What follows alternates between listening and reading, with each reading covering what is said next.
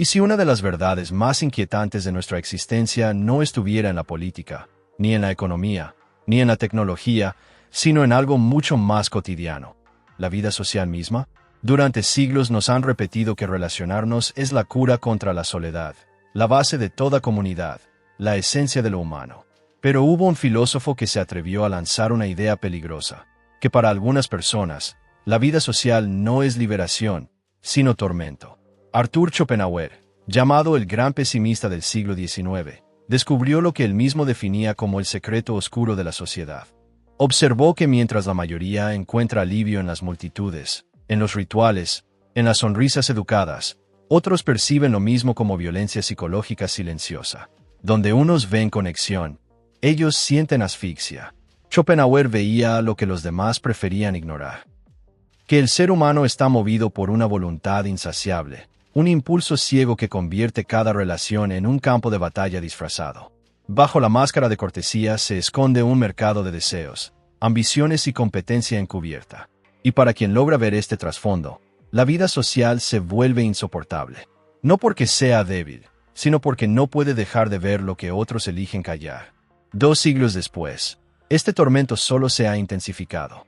Lo que en su tiempo ocurría en cafés y salones, hoy se ha convertido en un teatro permanente. Redes sociales, métricas, identidades fabricadas, un escenario de comparación las 24 horas. Para la mayoría, este juego de la X es inofensivo, pero para unas pocas mentes sensibles, es una cárcel de inautenticidad. ¿Por qué importa esto? Porque, en cada época, los que resisten las ilusiones de la multitud se convierten en la conciencia incómoda de la humanidad. Schopenhauer lo entendió. Eligió el silencio antes que el aplauso, la lectura antes que las tertulias, la filosofía antes que la popularidad. Su aislamiento no fue odio a la gente, fue supervivencia, y no estaba solo. Freud habló de la tensión permanente entre individuo y sociedad. Jung describió la máscara, la persona, que todos debemos usar para encajar. Nietzsche denunció al rebaño, advirtiendo que en las masas se diluye la verdad y se sacrifica la autenticidad. Todos ellos coincidieron en lo mismo. La vida social, lejos de ser un refugio, puede convertirse en tortura para quien percibe sus mecanismos demasiado nítidamente. No son antisociales. No están dañados. Son testigos raros de las grandes ilusiones humanas. La pregunta no es por qué algunos rechazan esta cultura de interacción constante. La pregunta es si su incomodidad revela una verdad mayor, una verdad que los demás no se atreven a mirar. Berlín, principios del siglo XIX. Cafés llenos, salones repletos de intelectuales brillando con frases ingeniosas. En el centro, Hegel, auditorio desbordado, un espectáculo tanto de filosofía como de moda intelectual. Y en paralelo, Schopenhauer, joven, impopular, dando conferencias en aulas medio vacías, castigado por no jugar al juego de la vanidad.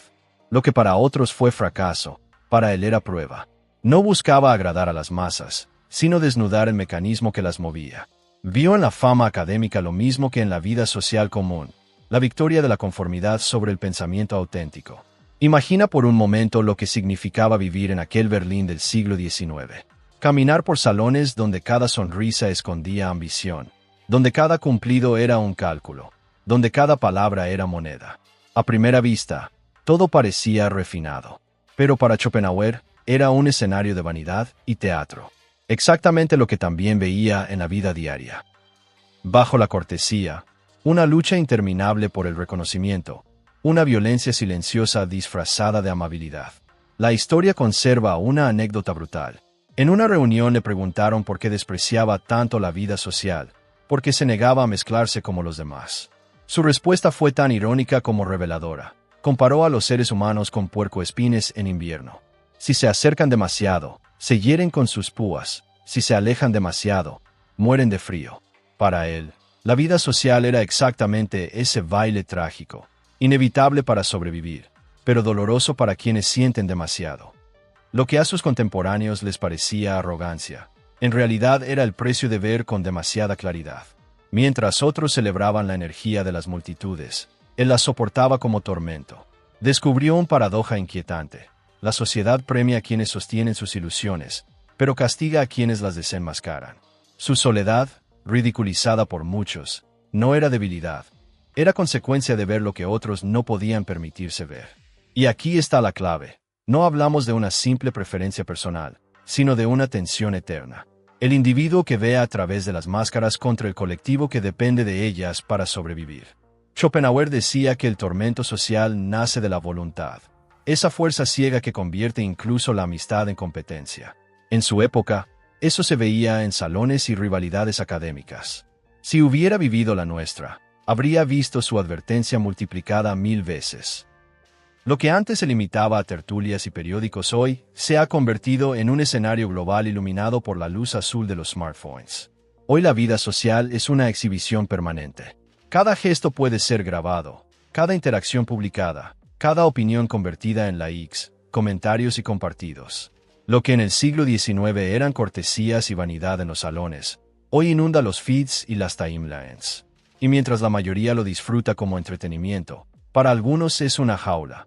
El yo privado convertido en moneda pública. El peligro no está solo en la exposición, sino en los mecanismos psicológicos que este sistema impone. Los algoritmos premian la conformidad y castigan la diferencia. Se celebra la aprobación superficial, pero rara vez la comprensión profunda. La voluntad de la que hablaba Schopenhauer se ha vestido de nuevo, reconocimiento digital. El scroll infinito no es distracción, es competencia por atención, por estatus, por supervivencia simbólica. Nietzsche lo habría llamado el rebaño, comunidades digitales que juzgan a velocidad de vértigo, castigando la diferencia y aplaudiendo lo idéntico. Jung lo vería como la inflación de la persona, máscaras multiplicadas en perfiles, avatares y fotos filtradas. Freud lo entendería como pulsiones reprimidas convertidas en espectáculo, la envidia y la dominación disfrazadas de felicidad perfecta. Para quienes no logran anestesiarse ante estas dinámicas, la vida social ya no es agotadora, es tortura. Sentarse en un café y ver a todos atrapados en sus pantallas. Entrar a un trabajo donde la identidad profesional se reduce a un título de LinkedIn. Abrir una app y recibir una avalancha de sonrisas artificiales. Todo confirma la misma verdad aterradora. La sociedad se ha convertido en una máquina que devora autenticidad y la reemplaza por performance. La multitud lo llama progreso. Schopenhauer lo habría llamado prisión sofisticada. El tormento no está solo en el ruido, sino en que el propio sentido de la vida se ha reducido a un valor de intercambio. Las relaciones se miden en visibilidad, el valor en métricas. Incluso la soledad está invadida por notificaciones. Lo que en su época era un murmullo de vanidad, en la nuestra es un rugido ensordecedor de una cultura adicta a la exhibición. Y aquí aparece el verdadero peligro. Quienes sienten todo esto con mayor intensidad no son antisociales, como muchos los etiquetan. Son visionarios del desengaño, condenados a sufrir por ver demasiado claro. Su dolor no es debilidad. Es la prueba más contundente de aquello que la sociedad se niega a admitir, que el mismo sistema diseñado para unirnos es, al mismo tiempo, lo que silenciosamente nos destruye. Para entender por qué la vida social puede sentirse como un tormento, hay que mirar a esa estirpe rara de pensadores que se atrevieron a abrir el mecanismo oculto de la sociedad. Cada uno, en su época y con su propio lenguaje, reveló un fragmento de la misma verdad inquietante. Lo que llamamos sociedad se sostiene en ilusiones, y ver más allá de ellas es tanto un don como una condena. Schopenhauer puso los cimientos. Para él, la voluntad no era aspiración noble, sino compulsión ciega. Cada apretón de manos escondía ambición. Cada amistad era una negociación silenciosa. Cada sonrisa cortés ocultaba las garras del deseo. No veía armonía, sino rivalidad disfrazada de cortesía. Para quien percibe esta verdad, la risa de una fiesta o el entusiasmo de una reunión no suenan cálidos, suenan depredadores.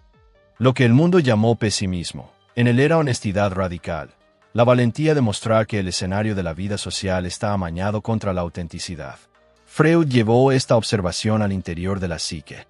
Afirmó que la civilización solo funciona reprimiendo los instintos, imponiendo un precio, la neurosis. Lo que la sociedad llama buenos modales, Freud lo entendía como agresión sublimada. Esa sonrisa de oficina, ese comentario trivial en un pasillo, esa charla obligada en un ascensor, para él eran pruebas de impulsos enjaulados. Y para el individuo sensible, participar en esa coreografía no es neutro, es asfixiante. Jung añadió otra capa, la máscara, la persona. Esa cara que todos debemos llevar en cenas familiares, en rituales laborales, en encuentros sociales. Una máscara que protege, pero que exige un precio. Porque para algunos pocos, llevarla es traición al yo profundo. Jung advirtió: quienes no logran reconciliar esa máscara con su centro auténtico están condenados al agotamiento, o peor aún, a la alienación. Para ellos, la vida social no es apoyo, es exilio en medio de la multitud. Y Nietzsche encendió la guerra contra el rebaño. Vio cómo, en grupo, la verdad se disuelve en consenso, la individualidad se aplasta en conformismo, y la fuerza se sacrifica por comodidad. Decía que la masa prefiere estar equivocada junta antes que sola en la verdad. Hoy lo vería en linchamientos digitales, en tendencias virales, en indignaciones colectivas que brotan y desaparecen en horas. Para el individuo que se niega a rendir su pensamiento a la comodidad de la multitud, la presión se vuelve insoportable. Juntos, estos pensadores nos entregaron una revelación brutal.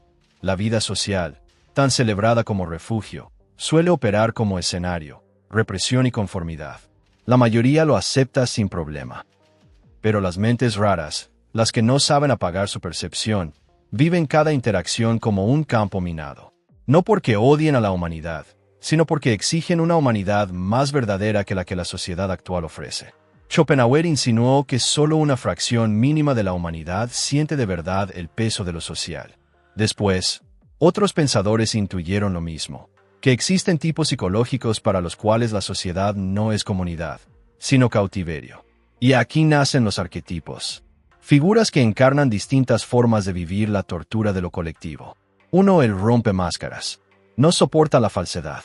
Donde otros sonríen y disimulan, él detecta la grieta en la voz, el gesto impostado, la intención oculta. Percibe el cálculo en cada charla trivial y no puede fingir que es genuino. Su claridad incomoda. Se niega a colaborar en el juego silencioso de las mentiras sociales. Schopenhauer fue uno de ellos, rechazando los bailes educados de los salones berlineses. 2. El observador silencioso. El ruido lo perfora. No es timidez, es que percibe la sobreestimulación como un ataque. Las conversaciones de oficina, el bullicio de una fiesta, las notificaciones constantes, son agujas contra su mente. La tecnología ha empeorado su condición. Cada ping es una nueva exigencia social. Nietzsche lo habría llamado un espíritu que conserva su fuerza evitando malgastarla en trivialidades. 3. El portador de verdad. Rompe las reglas no escritas del sé positivo. Pregunta cuando todos esperan silencio. Señala contradicciones cuando lo único permitido es asentir. Su negativa a participar en el teatro del optimismo superficial lo convierte en chivo expiatorio. En términos freudianos, expone la agresión reprimida que otros esconden bajo sonrisas corteses. Para él, cada mantén la buena vibra es otra cadena que aprieta la autenticidad. 4. El rebelde del estatus. Donde la sociedad mide el valor en títulos, seguidores o contactos, él solo siente repulsión. Se niega a calcular la dignidad humana en números o símbolos. En la era de las redes, es quien percibe con mayor crudeza la toxicidad de la comparación. Cada like no es un gesto de amistad, sino el disfraz del instinto de poder. 5. El buscador de soledad. Jung lo habría llamado un individuador natural. Para este tipo, la soledad no es vacío, sino medicina. Se retira no porque odia a las personas, sino porque el silencio es el único aire que lo deja respirar. La sociedad lo juzga antisocial, pero en verdad protege una profundidad que los demás han olvidado. La historia está llena de ellos, pensadores, escritores, artistas que hicieron de la soledad una visión. 6. El forastero consciente. El más raro y, quizá, el más herido. Vive en un exilio permanente, demasiado despierto para tragarse las ilusiones, demasiado humano para desconectarse del todo. Participa lo mínimo para sobrevivir, pero siempre con distancia, como actor atrapado en una obra que no eligió. Su marca es la soledad existencial, no por falta de gente, sino por falta de resonancia. Schopenhauer lo llamó el destino de aquellos que ven a través de los velos que otros necesitan para vivir. Cada uno de estos arquetipos encarna una forma distinta de sufrir bajo el peso de la ilusión colectiva. No están rotos, no son fallos, son señales vivientes de que lo que la mayoría celebra como normal puede sentirse, para unos pocos, como tortura psicológica. Es fácil pensar en arquetipos como cajas rígidas. Eres portador de verdad o buscador de soledad, rompe máscaras u observador silencioso. Pero la psicología nunca es tan simple. Los arquetipos no son cárceles, son patrones que nos habitan. La mayoría de las personas carga con varios al mismo tiempo, aunque uno domine más en ciertas etapas de la vida. Alguien puede pasar años como rebelde del estatus, rechazando las jerarquías del trabajo y las redes, para descubrir después que también lleva dentro al buscador de soledad. Otro puede ser portador de verdad con sus amigos, sacando a la luz lo que nadie quiere nombrar, pero transformarse en observador silencioso en multitudes, incapaz de soportar el ruido. Estos cambios son naturales. Los arquetipos no encierran, reflejan. Son espejos que muestran cómo reaccionan nuestras distintas facetas frente a la vida social. Pero cada uno de ellos trae consigo un peligro. El asterisco rompe máscaras se arriesga a la alienación. Lo que él llama honestidad, otros lo ven como agresión. El asterisco observador silencioso puede hundirse en un retiro sin retorno. Lo que empezó como protección termina siendo exilio. El asterisco portador de verdad sufre el rechazo. Su voz, por incómoda, se convierte en blanco de resentimiento. El asterisco rebelde del estatus corre el riesgo de la invisibilidad. Su negativa a competir lo protege, pero también lo borra. El asterisco buscador de soledad puede caer en la parálisis. El silencio sana, pero también puede estancar. Y el asterisco forastero consciente enfrenta el mayor abismo, la desesperación. Ver demasiado y pertenecer demasiado poco, hasta creer que su diferencia no tiene sentido. La tragedia es que estos peligros no nacen de debilidad, sino de sensibilidad. Son las consecuencias inevitables de ver lo que los demás ocultan. Los arquetipos no revelan defectos, sino caminos, distintas formas en que el individuo raro tropieza con las ilusiones del colectivo. Comprender todo esto nos prepara para la pregunta más profunda: ¿cómo cargar con estos pesos sin que nos destruyan?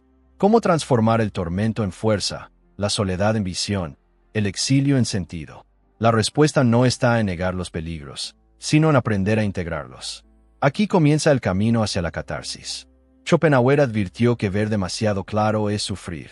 Freud reconoció que la represión envenena al individuo que se niega a conformarse. Jung mostró que las máscaras asfixian al alma cuando se llevan demasiado tiempo. Nietzsche tronó que el rebaño devora la autenticidad. Cada uno, a su manera, apuntaba al mismo tormento. La sociedad puede aplastar precisamente a las personas que más necesita. Pero aquí está el secreto que también dejaron. El tormento no es el final de la historia. Es la materia prima de la transformación. Lo que hoy se siente como tortura, con conciencia puede convertirse en el fuego que forja una fuerza rara y preciosa.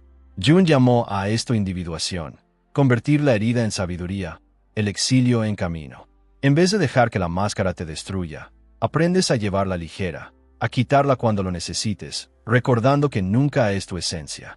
En vez de ahogarte en la represión, canalizas el instinto hacia la creación, el arte, la verdad. En vez de desesperar ante el rebaño, tallas tus propios valores y los sostienes, incluso si debes sostenerlos en soledad. Los puercoespines de Schopenhauer quizás siempre se hieran, pero lo que él no vio es que ser consciente de esta danza nos permite elegir distinto. Los raros no tienen que congelarse en aislamiento ni sangrar en la cercanía. Pueden aprender el ritmo entre distancia e intimidad, tejiendo soledad con conexión auténtica. Esa es la catarsis. Descubrir que la misma sensibilidad que hace insoportable a la sociedad es también la prueba de una percepción extraordinaria. Sentir que las interacciones superficiales son tortura significa que estás hecho para la profundidad. Rechazar el ruido infinito significa que estás sintonizado con el silencio. Resistir al rebaño significa que eres capaz de pensar más allá de él. El mundo no te lo recompensará fácilmente. Te malinterpretará, te ridiculizará, quizá hasta te castigará. Pero la historia nos recuerda que cada renovación de la humanidad vino de quienes se negaron a entregar su visión al conformismo. Desde la soledad de los filósofos hasta las luchas de los artistas, desde el exilio de los profetas hasta el silencio de los místicos, siempre hemos dependido de los outsiders para que carguen la verdad. Así que haz de este momento un punto de inflexión. No eres víctima de la crueldad de la vida social. Eres testigo de sus ilusiones. Y eso te convierte en parte de una estirpe rara, cuya sola existencia demuestra que la autenticidad aún respira. Si quieres ir más allá de porque la vida social se siente como tortura, y empezar a explorar cómo romper estas cadenas invisibles. Escribe en los comentarios. ¿Con qué arquetipo resonaste más? ¿Qué parte de este viaje sientes como tuya? Tus palabras no solo nombran tu verdad, también pueden dar valor a otros que cargan el mismo peso en silencio. Dale me gusta, comparte este video y suscríbete si quieres seguir recibiendo estas señales. Porque la transformación nunca se hace solo.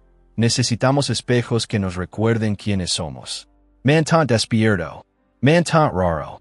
Y recuerda, lo que hoy sientes como tortura, en realidad es el inicio de tu libertad.